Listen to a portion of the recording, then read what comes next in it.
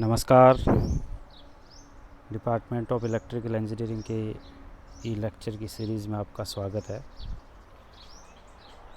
Department of electrical engineering के subject code E303 estimating costing and design of electrical installation की unit number 3 earthing system के बारे में आज हम लोग स्टडी करेंगे। So we will study about the what is the need of earthing system contact. Now again we will discuss about the what is the need of earthing or what are the requirements of earthing. So in an electrical installation, if a metallic part of an electric appliances comes in direct contact with a bare or live wire, the metal being a good conductor, we know that the metal being is a good conductor of electricity, its charge and static charge on it will accumulate. इसके ऊपर अगर किसी जो bear conductor है जो install किया हुआ है, अगर उसके अंदर वो किसी कंडक्टर वायर के कांटेक्ट में आता है तो उसके अंदर कंडक्टिविटी, इलेक्ट्रिसिटी कंडक्टिविटी होती है और इसके ऊपर एक स्टैटिक चार्ज एक्यूमुलेट होता है. Now if any person comes in contact with this charge metallic part, he will get a severe shock. अगर कोई ह्यूमन बीइंग इस चार्ज के मेटालिक चार्ज के कांटेक्ट में आता है तो उसको एक सीवियर शॉक, जो इलेक्ट्रिक शॉक होता है, वो फील होता है. If the metallic part of the appliances are earth, अगर जो मेटालिक पार्ट है उसको हमने अर्थ किया हुआ है तो the charge will be transfer to the earth immediately. तो जो सारा जो उसके ऊपर एक्यूमुलेटेड चार्ज होता है वो इमीजिएटली अर्थ की तरफ ट्रांसफर्ड हो जाता है. So as the metallic part comes in direct contact with a bare or live wire और breakdown occurs, तो इससे उसके जो ह्यूमन बीइंग होती है उसको कभी शॉक फील नहीं होगा. And as the discharge take place to earth, the impedance of path of the current is low. तो जैसे ही जो सारा चार्ज होता है वो मेटालिक पार्ट का वो अर्थ की तरफ मूव कर जाता है, जो उसके अंदर उसकी जो इम्पिडेंस ऑफ पाथ होती है वो लो होती है और large due to the low impedance the large amount of current flow through the earth. तो इससे जो हाई करंट वो इंस्टेंटली अर्थ की तरफ ट्रांसफ़र हो जाता है. thus the earthing of metallic part of electrical equipment and appliances provide safety. तो अर्थिंग किसी भी इक्विपमेंट की, किसी मेटालिक पार्ट की, वो हमको शॉक से और जो अप्लाइंसेज है, इक्विपमेंट्स हैं, हम उनके अगेंस्ट हमको सेफ्टी प्रोवाइड करवाती है. So these are the some points for regarding to need of earthing.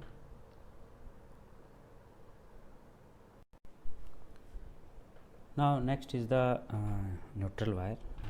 तो so in India the general distribution systems means that AC 3-phase 4-wire system is known as the distribution system, general distribution system. तो in this distribution system the potential between any two phases is 440 volt. वो हमको पता है कि distribution system के अंदर दो phase के बीच में जो पोटेंशियल डिफरेंस होता है वो 440 वोल्ट होता है. And the potential between any of 3 phase and 4 wire known as, जो पोटेंशियल डिफरेंस 3 फेज और जो न्यूट्रल वायर के बीच में होता है वो 230 वोल्ट होता है. So potential difference between any of 3 phases and the 4th wire known as neutral is 230 volt. जो चौथा वायर होता है इसके अंदर, 4th wire is also known as the neutral wire, and this neutral is connected to the junction of the 3 phases at the generating end. और ये जो 4th wire होता है वो जनरेटिंग यूनिट के ऊपर जहाँ से पावर जनरेट हो रही है उसके एंड के ऊपर कनेक्ट किया जाता है. And this neutral wire is always grounded eight the generating station. और इसी को न्यूट्रल वायर को हम जनरेटिंग स्टेशन के ऊपर ग्राउंड कर देते हैं. And the residential electrical appliances such as lamp, radio, heater, iron etcetera all operated at 230 volt. ये हमको पता है कि जो घरेलू अप्लाइंसेज होते हैं वो सभी इलेक्ट्रिकल इक्विपमेंट्स और अप्लाइंसेज 230 वोल्ट के ऊपर ऑपरेट होते हैं.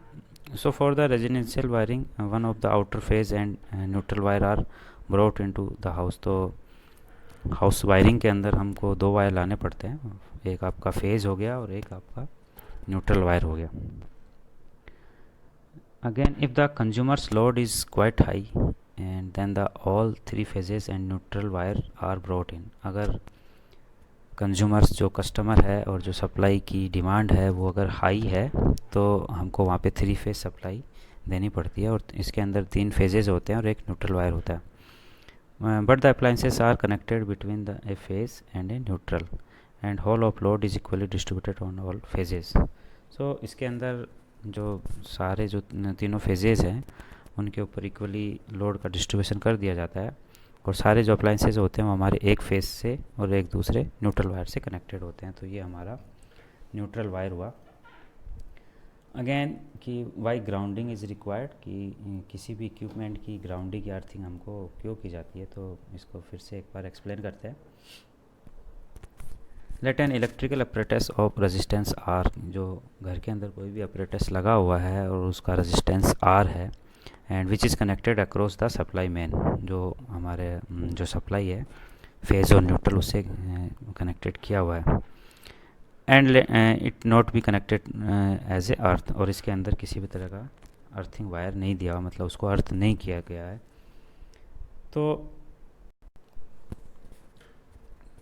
so let us assume that the potential between the live wire and neutral is some volt is there.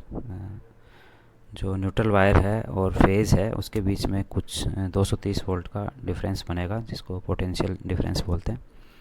If the insulation resistance between the electrical element of the apparatus and its metal case is R I, और जो हमारा apparatus है electrical apparatus उसका resistance हमने R माना है, and resistance between electrical element and apparatus of its metal, ये हमारा हमने आर आई माना है. तो जो and the resistance of body of a person, तो होल हु हैपन टू, इसके अंदर क्या होगा कि जैसे ही when the apparatus is sound होगा तो जो रेजिस्टेंस की वजह से, जैसे ही उसकी लो रेजिस्टेंस की वजह से वहाँ पे अगर रेजिस्टेंस जो अर्थ का रेजिस्टेंस है अगर वो बहुत कम है तो करंट की एक प्रॉपर्टी होती है वो लो रेजिस्टेंस की से ज़्यादा फ्लो करता है. जो value of the flowing current is depends on the resistance of the conductor. तो hence there is no current passes through the body and no shock is experienced by the person if Ri जो resistance है, resistance between the electrical element of the apparatus and its metal case is Ri is equal to infinite, then there is a no shock current flow through the human being.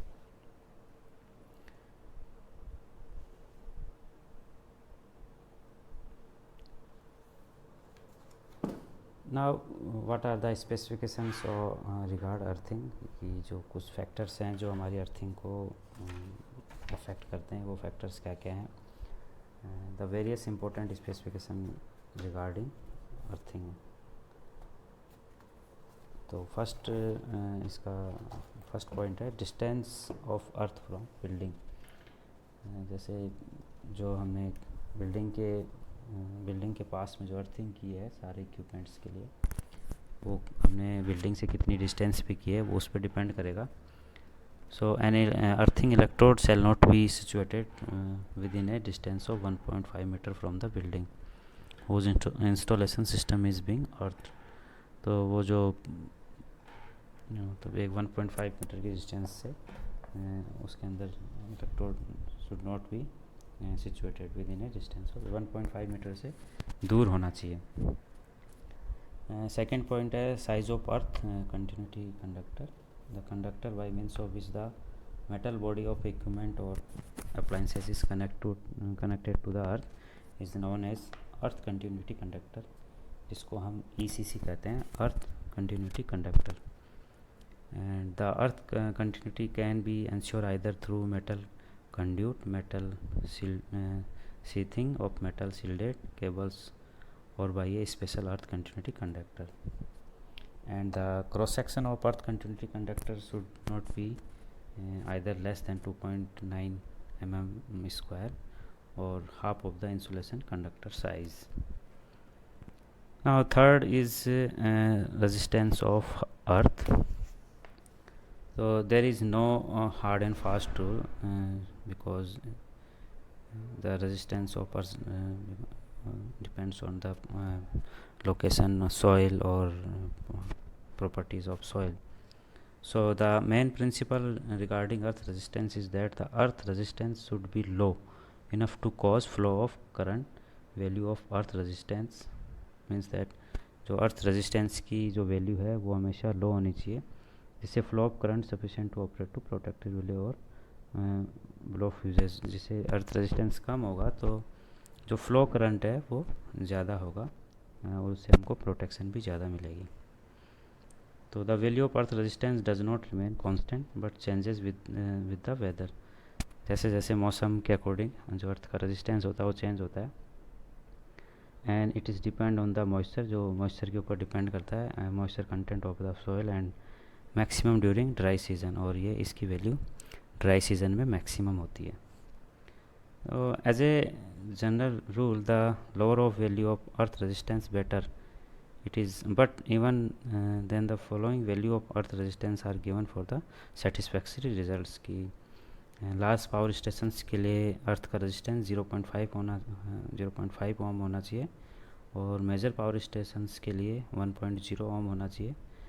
Small सब stations होते हैं उनके लिए 2 ओम होना चाहिए और बाकी सभी केसेस के लिए अर्थ का रेजिस्टेंस 5 ओम मैक्सिमम होना चाहिए. Now fourth point is the earth wire and earth electrode will be the same material. Earthing के लिए जो हम अर्थ वायर और जो अर्थ इलेक्ट्रोड का यूज़ कर रहे हैं उन दोनों का मटेरियल भी सेम होना चाहिए. फिफ्थ है the earth wire shall be taken through GI pipe. जो मतलब जो अर्थ वायर और जो हमने किया है तो जब properties of earth wire should be जो उसके मेटल पे डिपेंड करेगी वो जीआई गैल्वेनाइज्ड आयरन का होना चाहिए और उसका डायमीटर 3 mm डायमीटर होना चाहिए और उसकी लेंथ एटलीस्ट 30 सेंटीमीटर से अबव होनी चाहिए. And the ground surface to the earth electrode to protect its against mechanical damage. उसकी पोजीशन ऐसी होनी चाहिए कि उसके अंदर मैकेनिकल डैमेज नहीं होने चाहिए. सिक्स्थ है position of earthing electrode. So it is not necessary that the earth wire is connected to an earth electrode is run along the whole wiring system. All the earth wires run along the various sub circuited shall be terminated and locked firmly at the main board, and from main board the main earth wire shall be taken to the earth electrode. And seventh the earthing electrode shall always be placed in vertical position inside the earth or fit so that it may be in the contact with all different earthing layers. जो इसको हम vertical position के अंदर place करेंगे जिससे जो अर्थ की जो लेयर्स होती हैं वो सभी लेयर्स के लिए जो हमारा इलेक्ट्रोड है वो हमेशा इनसे कनेक्टेड रहेगा, जो डिफरेंट टाइप ऑफ लेयर्स होती हैं अर्थ की. नेक्स्ट है कि पॉइंट टू बी अर्थ की किस किस पॉइंट को हमें अर्थ करना चाहिए. तो पहला है अर्थ पिन और 3 pin, earth pin of 3 pin. जो 3 पिन सॉकेट होता है कि earth pin of 3 pin lightning plug socket हो गया, 4 पिन पावर प्लग सॉकेट हो गया, should be permanently and efficiently earthing इनकी हमको देनी चाहिए. सेकंड है मेटल कैसिंग.